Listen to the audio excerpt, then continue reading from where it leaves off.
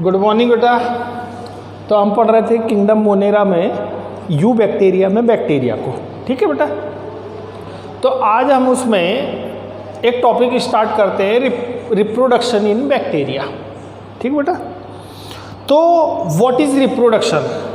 Reproduction एक biological process है, ठीक, कि रिप्रोडक्शन एक बायोलॉजिकल प्रोसेस है जिसमें सभी लिविंग ऑर्गेनिजम्स, ठीक, रिप्रोड्यूस होके अपनी ऑफ स्प्रिंग प्रोड्यूस करते हैं, ठीक। यानी कोई भी लिविंग ऑर्गेनिजम्स हो, चाहे वो प्रोकैरियोटिक हो चाहे यूकैरियोटिक हो, उसके लाइफ स्पॉन के लिए रिप्रोडक्शन एक इम्पॉर्टेंट पार्ट है, ठीक। यानी कोई भी ऑर्गेनिजम्स अपनी पॉपुलेशन को मेंटेन करने के लिए, ठीक, पॉपुलेशन को मेंटेन करने के लिए और इवोल्यूशन के पर्पस से, ठीक, रिप्रोडक्शन इम्पॉर्टेंट पार्ट होता है किसका? लाइफ का। क्योंकि अगर हमको अपनी पॉपुलेशन को मेंटेन करना है तो हमको अपनी ऑफ स्प्रिंग प्रोड्यूस करना होगा, अदरवाइज हमारी आगे जनरेशन नहीं आ पाएगी, ठीक। तो रिप्रोडक्शन जो है बेटा हर लिविंग ऑर्गेनिजम्स का एक इम्पॉर्टेंट पार्ट होता है, ठीक। तो अपनी ऑफ स्प्रिंग प्रोड्यूस करना, ठीक, क्या कहलाएगा आपका? रिप्रोडक्शन, ठीक। यानी कि रीप्रोड्यूस, यानी कि उसको प्रोड्यूस करना किसको? ऑफ स्प्रिंग को, ठीक।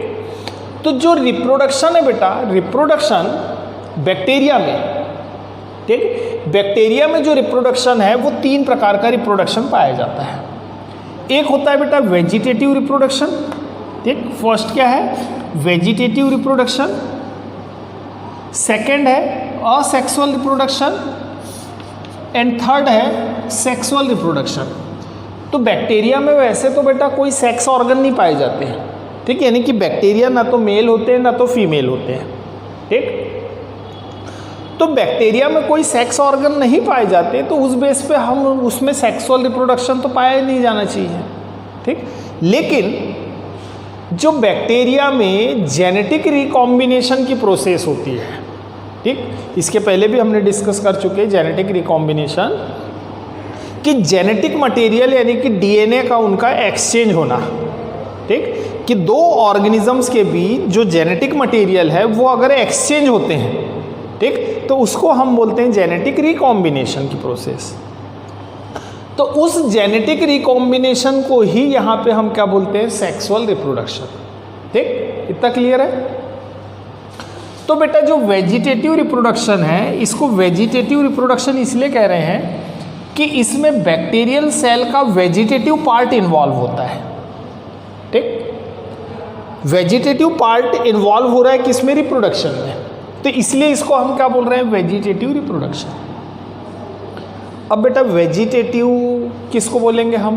कि जैसे अगर हम प्लांट की बात करें तो प्लांट के फ्लावर जो होता है, प्लांट का जो फ्लावर है, तो प्लांट का फ्लावर उसका रिप्रोडक्टिव पार्ट होता है, बाकी जितना पार्ट होता है वो वेजिटेटिव होता है, ठीक। यानी कि वो जिस सेल से बना हुआ है उस सेल को हम क्या कहते हैं? वेजिटेटिव सेल, ठीक। तो वैसे जो बैक्टीरिया की जो पूरी बॉडी बनी हुई है, कहना चाहिए जो पूरी सेल है, उस सेल को हम क्या कह रहे हैं? वेजिटेटिव सेल, ठीक। तो वेजिटेटिव रिप्रोडक्शन जो है बैक्टीरिया में वो 3 प्रकार का बेटा, जैसे बडिंग, सेकेंड है फ्रेगमेंटेशन और थर्ड है बाइनरी फिजन। ये सबसे इंपॉर्टेंट है बेटा बैक्टीरिया में, कि मोस्टली जो बैक्टीरिया होते हैं वो बाइनरी फिजन के द्वारा ही रिप्रोड्यूस होते हैं। कुछ बैक्टीरिया बडिंग के द्वारा होंगे, कुछ बैक्टीरिया फ्रेगमेंटेशन के द्वारा होंगे, लेकिन मैक्सिमम बैक्टीरिया बाइनरी फिजन के द्वारा ही रिप्रोड्यूस होते हैं, ठीक।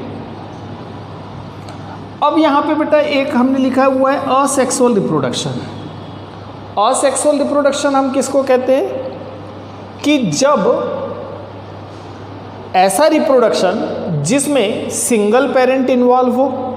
जनरली सेक्सुअल रिप्रोडक्शन में क्या होता है बेटा? 2 पेरेंट इन्वॉल्व होते हैं, एक पेरेंट मेल होता है, एक पेरेंट क्या होता है? फीमेल होता है, ठीक। तो मेल और फीमेल जब इन्वॉल्व होंगे और गैमिट्स का फ्यूज़न होगा, ठीक, और गैमिट के फ्यूज़न के थ्रू जाइगोट का फॉर्मेशन होगा और वो जाइगोट आगे डेवलप होके एम्ब्रियो, ठीक, और फिर न्यू ऑफ स्प्रिंग प्रोड्यूस करेगा। तो उस प्रकार के रिप्रोडक्शन को हम क्या बोलते हैं? Sexual reproduction. लेकिन असेक्सुअल रिप्रोडक्शन हम किसको कहेंगे? कि असेक्सुअल रिप्रोडक्शन मीन्स कि ऐसा रिप्रोडक्शन जिसमें सिंगल पेरेंट इन्वॉल्व हो और विदाउट गैमेटेंजियल फ्यूजन अगर ऑफ स्प्रिंग प्रोड्यूस होती है तो उस प्रकार के रिप्रोडक्शन को हम कहते हैं असेक्सुअल रिप्रोडक्शन। क्लियर है बेटा? ठीक है।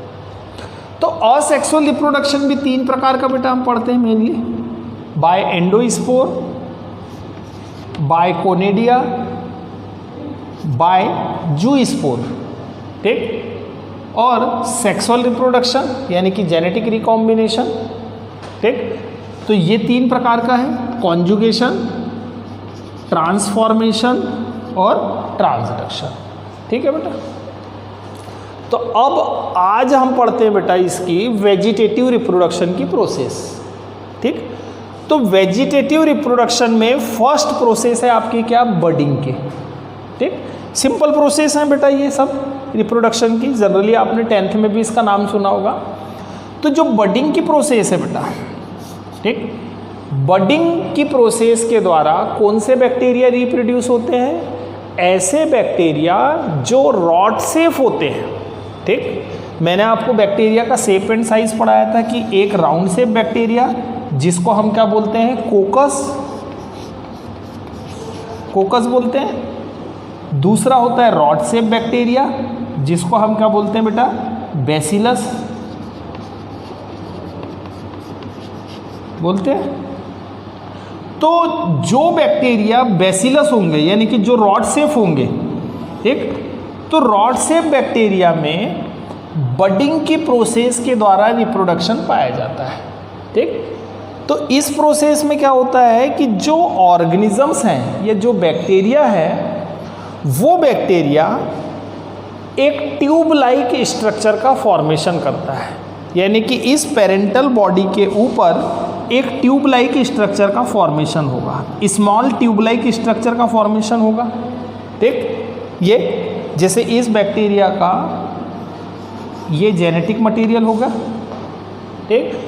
तो जब बैक्टीरिया को रिप्रोड्यूस होना होता है तो रॉड शेप बैक्टीरिया अपने सेल के ऊपर एक स्मॉल ट्यूब लाइक स्ट्रक्चर का फॉर्मेशन करते हैं और इस ट्यूब लाइक स्ट्रक्चर को ही हम क्या बोलते हैं? बड, ठीक। ट्यूब लाइक स्ट्रक्चर को क्या बोलते हैं? बड। और ये स्मॉल ट्यूब इस पेरेंटल सेल से सेपरेट होके, इस पेरेंटल सेल से क्या हो जाएगी? सेपरेट हो जाएगी। सेपरेट होके ये इनलार्ज होगी, मैच्योर होगी और एक न्यू सेल डेवलप कर लेगी, ठीक। तो इस प्रकार से कुछ बैक्टीरिया में बडिंग की प्रोसेस के द्वारा क्या होता है बेटा? वेजिटेटिव रिप्रोडक्शन होता है, ठीक। सेकेंड प्रोसेस है बेटा वेजिटेटिव रिप्रोडक्शन की फ्रेगमेंटेशन की प्रोसेस, ठीक। फ्रेगमेंटेशन की प्रोसेस में क्या होता है कि कुछ बैक्टीरिया के सेल के जो साइटोप्लाज्म होते हैं, जैसे ये बैक्टीरिया की सेल है, इस बैक्टीरिया का ये पूरा साइटोप्लाज्म है बेटा और इस साइटोप्लाज्म के अंदर डीएनए है, ठीक। तो ध्यान से सुनना, फ्रेगमेंटेशन वो प्रोसेस है जिसमें बैक्टीरियल सेल का जो साइटोप्लाज्म होता है वो साइटोप्लाज्म कई पार्ट में डिवाइड हो जाएगा, ठीक। यानी इसमें पार्टीशन हो जाएंगे, ठीक। स्मॉल फ्रेगमेंट के रूप में क्या होंगे? ये पार्ट में क्या डिवाइड हो जाएंगे। तो जब ये डिवाइड होंगे तो इनके डीएनए का भी कुछ कुछ भाग उन पार्ट में जाएगा। जैसे कि ये बैक्टीरिया था, इस बैक्टीरिया का ये डीएनए था बेटा, ठीक। अब इसमें कंपार्टमेंट में चेंज होंगे या पार्ट में चेंज होंगे। तो इसके सेल का साइटोप्लाज्म जो है, तो एक कंपार्टमेंट इसने ये बना लिया, दूसरा कंपार्टमेंट ये बना लिया, तीसरा कंपार्टमेंट ये बना लिया, ठीक। तो 3 पार्ट में डिवाइड हो गया एक बैक्टीरिया का सेल का साइटोप्लाज्म, ठीक। अब ये 3 पार्ट में डिवाइड होने के बाद इनकी सेल वॉल भी क्या हो जाएगी, डिवाइड हो जाएगी यहाँ से ऐसे, ठीक। तो ये क्या हो रहा है कि फ्रेगमेंट में टूट रहे हैं, ठीक, कि ये आगे ऐसे फ्रेगमेंटेशन कि स्मॉल फ्रेगमेंट में ये क्या हो जाएंगे, टूट जाएंगे। पहले बेटा एक ही साइटोप्लाज्म था, अब क्या हुआ कि एक साइटोप्लाज्म ये, दूसरा साइटोप्लाज्म ये, तीसरा ये, इनके बीच में इनका डीएनए ये, तो एक ही बैक्टीरिया की सेल कई पार्ट में क्या हो गई, डिवाइड हो गई, ठीक। तो कुछ बैक्टीरिया इस प्रोसेस के द्वारा भी क्या होते हैं, फ्रेगमेंटेशन की प्रोसेस के द्वारा रिप्रोड्यूस होते हैं, ठीक।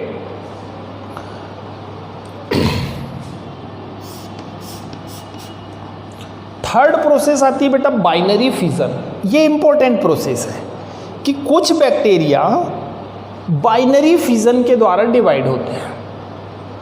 बाइनरी फिजन वो प्रोसेस है जिसमें एक बैक्टीरिया की सेल, ठीक, 2 बराबर पार्ट में डिवाइड होती है, ठीक। 2 बराबर पार्ट में डिवाइड होने के बाद 2 न्यू डॉटर सेल को क्या करेगी वो, ठीक, प्रोड्यूस करेगी।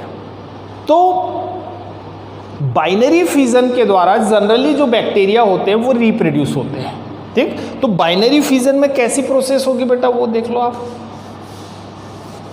कि बाइनरी फिजन में जो रिप्रोडक्शन की बाइनरी फिजन की मेथड है, बाइनरी फिजन में एक बैक्टीरियल सेल है बेटा ये, ठीक। ये बैक्टीरियल सेल के सेल वॉल अपने स्ट्रक्चर पढ़े हैं इसके पहले वाले लेक्चर में। ये बैक्टीरिया की सेल है बेटा, ये इसकी हो गई सेल वॉल, ठीक। ये इसकी हो गई क्या, प्लाज्मा मेम्ब्रेन, जिसको हम साइटोप्लाज्मिक मेम्ब्रेन भी बोलते हैं, ठीक। ये इसका डीएनए यानी कि न्यूक्लियाइड जिसको हम बोल रहे थे बेटा, ठीक, न्यूक्लियाइड यानी कि डीएनए किसका है बेटा, ये बैक्टीरिया का, ये इसका साइटोप्लाज्म,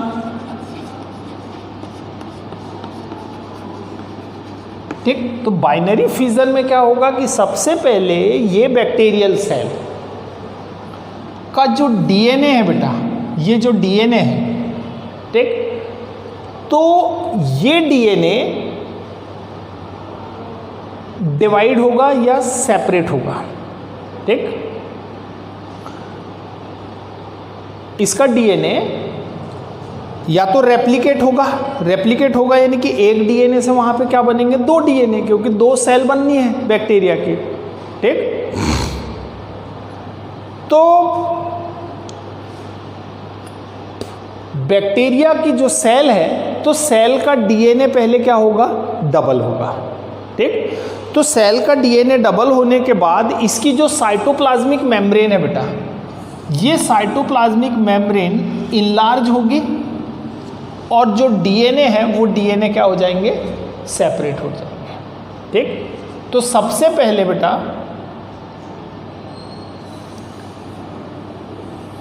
ये जो बैक्टीरिया की सेल है, ठीक, ये सेल क्या हुई, इनलार्ज हुई, एलोंगेटेड हुई,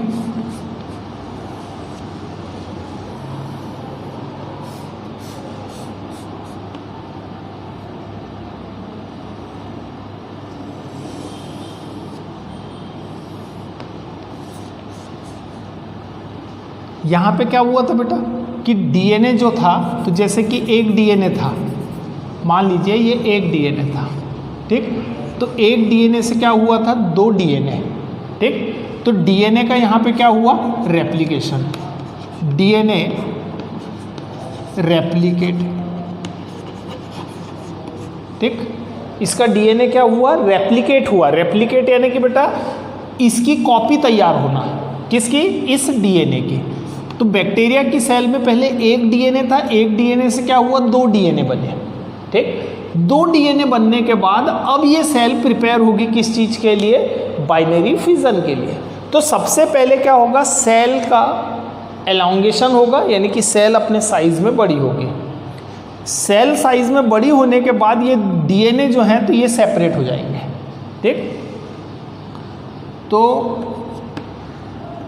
साइटोप्लाज्मिक मेम्ब्रेन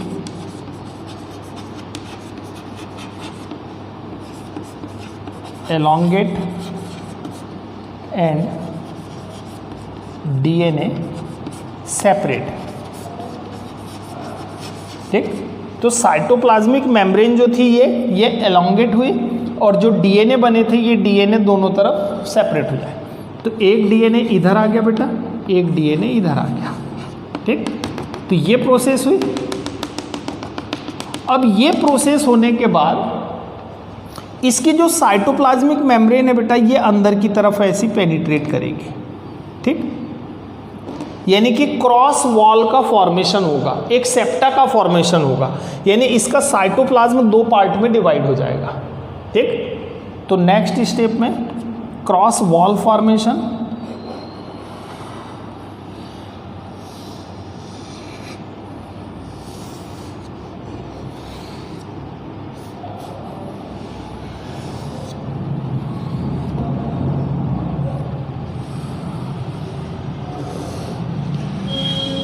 ये एक डीएनए बेटा इधर चला गया, एक इधर चला गया, ठीक। तो इस प्रोसेस को हम क्या बोलेंगे, क्रॉस वॉल फॉर्मेशन की प्रोसेस। तो ये यहाँ पे क्या हो रहा है बेटा, क्रॉस वॉल फॉर्मेशन, ठीक। क्रॉस वॉल का जब फॉर्मेशन होगा उसके बाद क्रॉस वॉल फॉर्मेशन कंप्लीट हो जाएगी कि ये पूरी तरह से एक दूसरे से फ्यूज हो जाएगी, ठीक। तो दो सेल क्या हो गई, अलग अलग। तो नेक्स्ट स्टेप में ये कंप्लीट क्रॉस वॉल फॉर्मेशन,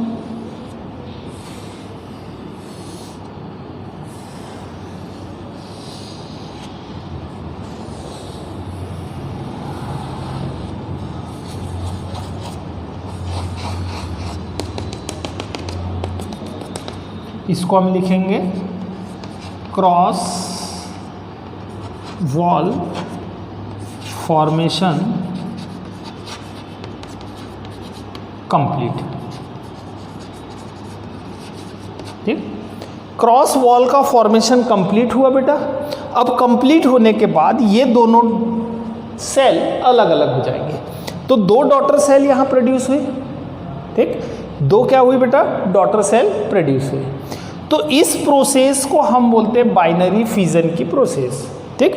अब आगे क्या करेगी कि ये दोनों सेल बेटा अलग अलग हो जाएगी। अब यहाँ पे जगह नहीं है कि मैं आपको बना के दिखाऊं, आप ये समझ जाइए कि यहाँ से ये दोनों सेल क्या हो गई, अलग हो गई। तो दो डॉटर सेल प्रोड्यूस हुई, ठीक। तो इसको हम बोलते हैं बाइनरी फिजन। बाइनरी मीन्स कि दो, ठीक। तो बाइनरी फिजन वो प्रोसेस है जिसमें एक बैक्टीरिया की सेल दो बैक्टीरियल सेल को क्या करती है, प्रोड्यूस करती है। तो ये था बेटा आपका वेजिटेटिव रिप्रोडक्शन। दूसरा असेक्सुअल रिप्रोडक्शन। असेक्सुअल रिप्रोडक्शन की तीन प्रोसेस बेटा, by endospore, by conidia, by zoospore, ठीक।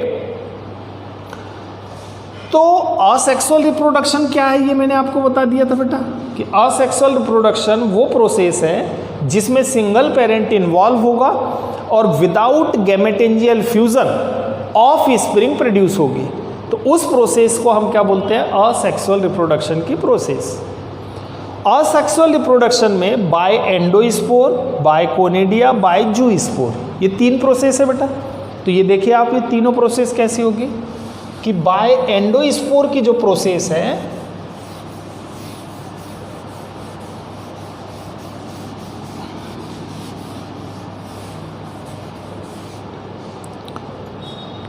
हम रिप्रोडक्शन जनरली किसको कह रहे हैं बेटा, जिसमें नंबर ऑफ सेल इंक्रीज हो, है ना, कि नंबर ऑफ सेल इंक्रीज होती है किसमें, रिप्रोडक्शन में। लेकिन असेक्सुअल रिप्रोडक्शन की जो बाय एंडोस्पोर की मेथड है बेटा, इस एंडोस्पोर की मेथड में नंबर ऑफ सेल इंक्रीज नहीं होती, ठीक। यानी इस प्रोसेस में केवल बैक्टीरिया अनफेवरेबल कंडीशन में अपने आप को प्रोटेक्ट करने के लिए, ठीक, वो एंडोस्पोर का फॉर्मेशन करता है, यानी कि एक स्पोर का फॉर्मेशन कर लेगा और जैसी फेवरेबल कंडीशन आएगी तो वो जर्मिनेट होके न्यू सेल में कन्वर्ट हो जाएगा, ठीक। जबकि रिप्रोडक्शन में क्या होता है कि बेटा एक बैक्टीरिया की सेल रिप्रोड्यूस होती है तो 2 डॉटर सेल बनती है, लेकिन एंडोस्पोर में क्या होगा कि बैक्टीरिया का नंबर इंक्रीज नहीं होगा, बल्कि बैक्टीरिया अपने आप को प्रोटेक्ट करने के लिए, यानी कि जब अनफेवरेबल कंडीशन होगी तो अपने आप को बचाने के लिए या प्रोटेक्ट करने के लिए वो क्या करता है, एंडोस्पोर का फॉर्मेशन कर लेता है, ठीक। और जैसी फेवरेबल कंडीशन आती है तो वो जर्मिनेट होके न्यू सेल डेवलप कर लेता है, ठीक। तो जैसे मान लीजिए कि ये एक बैक्टीरिया है बेटा, ये एक बैक्टीरियल सेल है,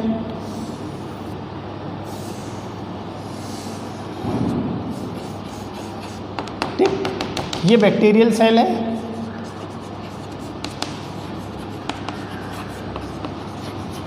तो एंडोस्पोर फॉर्मेशन की प्रोसेस में क्या होगा कि ये बैक्टीरियल सेल जब अनफेवरेबल कंडीशन आएगी, कौन सी कंडीशन आई बेटा, अनफेवरेबल, तो सपोज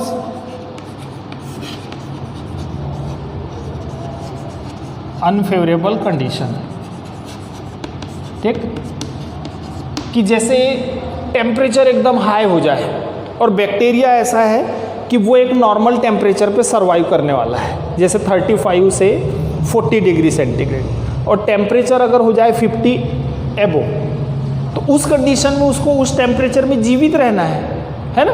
तो वो क्या करेगा, अपने आप को बचाने के लिए, ताकि वो उस टेम्परेचर पे सरवाइव कर सके, तो वो क्या करेगा, एंडोस्पोर का फॉर्मेशन कर लेगा, ठीक। तो अनफेवरेबल कंडीशन में बैक्टीरिया क्या करते हैं, एंडोस्पोर का फॉर्मेशन करते हैं। तो एंडोस्पोर का जब फॉर्मेशन करेंगे बेटा, तो ये जो बैक्टीरियल सेल थी, ये बैक्टीरियल सेल का पूरा साइटोप्लाज्म है, ये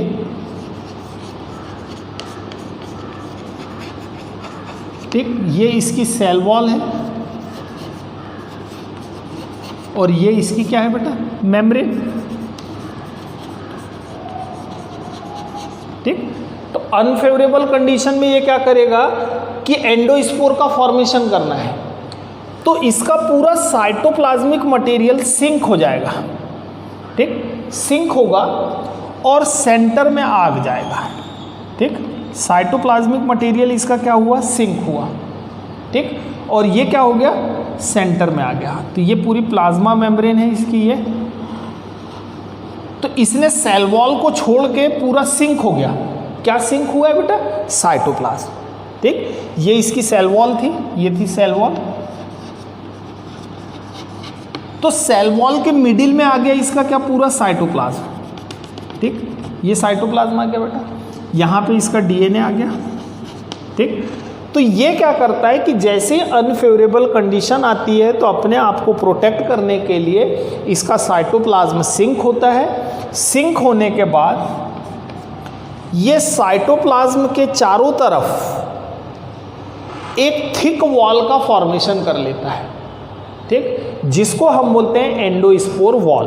तो ये क्या करेगा, इसके आसपास पूरा एक वॉल का फॉर्मेशन कर लेगा और ये सेल वॉल को छोड़ देगा। सेल वॉल यहाँ से क्या हो जाएगी, हट जाएगी। तो वो बन गया बेटा एक एंडोस्पोर। एंडो मीन्स कि अंदर बन रहे हैं ये स्पोर्स, इसलिए इसको हम क्या बोल रहे हैं, एंडोस्पोर, ठीक।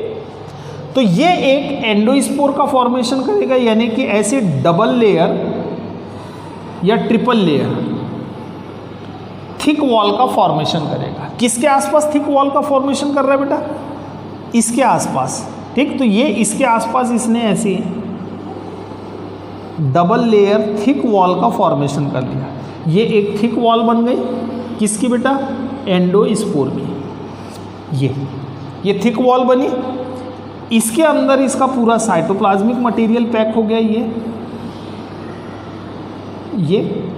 ये पूरा साइटोप्लाज्म भरा हुआ है और इसमें प्रेजेंट होगा इसका क्या, डीएनए। तो इसको हम बोलेंगे बेटा एंडोस्पोर। ठीक, ये हो गई एंडोस्पोर वॉल।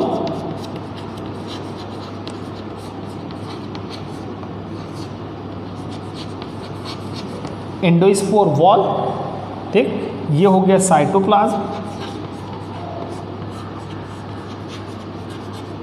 ये हो गया इसका डीएनए, ठीक। और इस पूरे को हम क्या बोलेंगे बेटा, इस पूरे स्ट्रक्चर को एंडोस्पोर।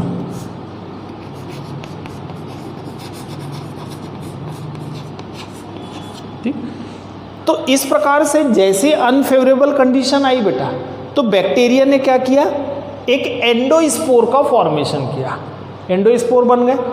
अब ये इसी फॉर्म में कई साल तक प्रेजेंट रह सकता है, ये इसी फॉर्म में, स्पोर के फॉर्म में, ठीक। तो एक बैक्टीरिया की सेल थी, इसने अपने आप को अनफेवरेबल कंडीशन में प्रोटेक्ट करने के लिए अपना पूरा साइटोप्लाज्म को सिंक किया।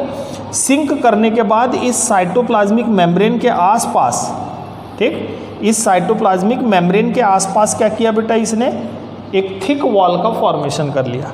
ये इसकी मेम्ब्रेन है, साइटोप्लाज्मिक मेम्ब्रेन, इसके आसपास इसने ये थिक वॉल का फॉर्मेशन किया है, ठीक। अब ये कई साल तक क्या ऐसा पड़ा रहेगा बेटा, लेकिन जैसी फेवरेबल कंडीशन आएगी तो ये एंडोस्पोर क्या होंगे बेटा, जर्मिनेट होंगे। ये एंडोस्पोर क्या होगा, जर्मिनेट होगा। तो ये इस थिक वॉल से बाहर निकलेगा। कौन बाहर निकलेगा बेटा, ये पूरा साइटोप्लाज्मिक मटेरियल, ठीक। तो ये वॉल को छोड़ के बाहर निकलेगा। तो ये जब जर्मिनेट होगा तो ये है इसकी एंडोस्पोर वॉल, मान लीजिए ये डबल लेयर वॉल थी बेटा, ये वाली, ये जो हमने बनाई है आउटर में, ये वाली वॉल, ठीक। तो ये क्या है, एंडोस्पोर वॉल,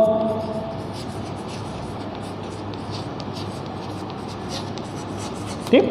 तो इस वॉल से ये पूरा मटेरियल क्या होगा, बाहर निकलेगा। तो ये बाहर निकला बेटा, ये ऐसा, ठीक। इसके अंदर डीएनए है और ये साइटोप्लाज्म। तो इसको हम क्या बोलेंगे, जर्मिनेशन की प्रोसेस। किसकी जर्मिनेशन, एंडोस्पोर के, ठीक। तो इसको हम लिख सकते हैं एंडोस्पोर जर्मिनेट,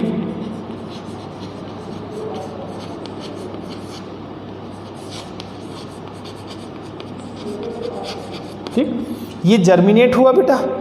जर्मिनेट होने के बाद ये एंडोस्पोर, ठीक। अब फेवरेबल कंडीशन आ गई है, तो फेवरेबल कंडीशन आने पे ये क्या हुआ, जर्मिनेट हुआ। जर्मिनेट होने के बाद ये अपने आसपास सेल वॉल का फॉर्मेशन करेगा और न्यू बैक्टीरियल सेल बना लेगा। तो ये क्या कर लिया, फिर जर्मिनेट होके फिर से न्यू सेल बना लेगा। तो यहाँ नंबर ऑफ सेल कहीं इंक्रीज हुई क्या बेटा, नहीं हुई। केवल इसने अपने आप को अनफेवरेबल कंडीशन में प्रोटेक्ट करने के लिए क्या किया था, एंडोस्पोर का फॉर्मेशन किया था, और ये एक न्यू सेल बनी फिर से, ठीक। तो इस प्रकार से बाय एंडोस्पोर की प्रोसेस है। फिर है बेटा बाय कोनेडिया। कोनेडिया यानी कि जो फिलामेंटस बैक्टीरिया होते हैं, जैसे एक्टिनोमाइसिटिस, ठीक, इनका स्ट्रक्चर फंजाई के जैसे होता है, ठीक, फंगस के जैसे इनका स्ट्रक्चर होता है। तो ये क्या करते हैं, अपनी बॉडी के ऊपर स्मॉल बीड्स लाइक स्ट्रक्चर का फॉर्मेशन करते हैं, जिसको हम क्या बोलते हैं, कोनेडिया, ठीक। तो बाय कोनेडिया के द्वारा अगर रिप्रोडक्शन हो रहा है बेटा, यहां बना के बताता हूं मैं आपको।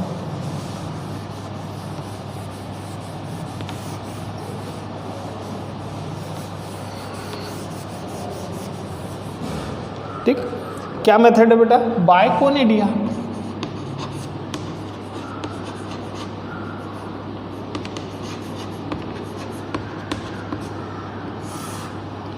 कोनिडिया हम किसको कह रहे हैं बेटा, कि जब कोई फिलामेंटस बैक्टीरिया, सपोज ऐसा है बैक्टीरिया, ये फिलामेंट फॉर्म है इसका, ठीक। कि बैक्टीरिया जब फिलामेंटस होते हैं तो इन बैक्टीरिया के, ठीक, इस फिलामेंटस स्ट्रक्चर के ऊपर चैन में, ठीक, चैन में बीड्स लाइक स्ट्रक्चर का फॉर्मेशन होता है, जो नॉन मोटाइल होते हैं, ठीक। तो नॉन मोटाइल अगर स्पोर बन रहे हैं किस पे, बैक्टीरियल सेल के ऊपर, तो उसको हम बोलते हैं कोनेडिया। तो ये यहाँ पे बेटा ऐसे चैन में बनते हैं, ये ऐसे, ठीक, जब बैक्टीरियल सेल के ऊपर, ठीक, नॉन मोटाइल स्पोर का फॉर्मेशन होता है, तो उस नॉन मोटाइल स्पोर को हम क्या बोलते हैं बेटा? कोनेडिया। और ये स्पोर पेरेंटल सेल से अलग होके न्यू सेल को डेवलप करते हैं। तो एक एक कोनेडिया बेटा एक एक ऑर्गेनिज्म को डेवलप करेंगे, ठीक। तो ये क्या कहला रहा है बेटा? कोनेडिया। तो व्हाट इज कोनेडिया?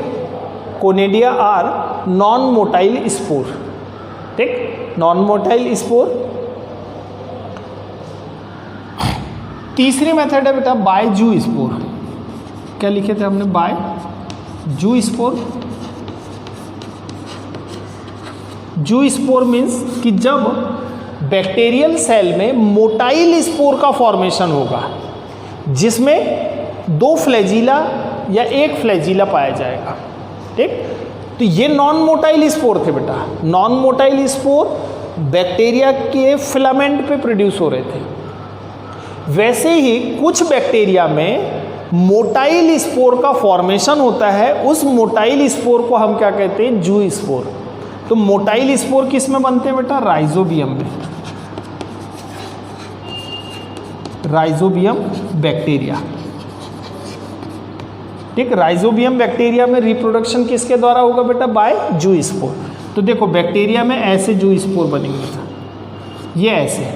अगर मोटाइल स्पोर का फॉर्मेशन होता है, ठीक, कि बैक्टीरियल सेल पे अगर ऐसे मोटाइल स्पोर का फॉर्मेशन होता है और ये मोटाइल स्पोर, ठीक, न्यू सेल को डेवलप करते हैं, तो ये प्रोसेस कहलाती है बाय जू स्पोर, ठीक बेटा।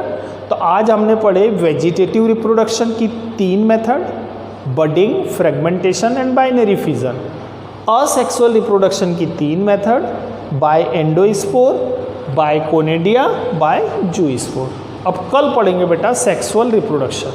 Thank you.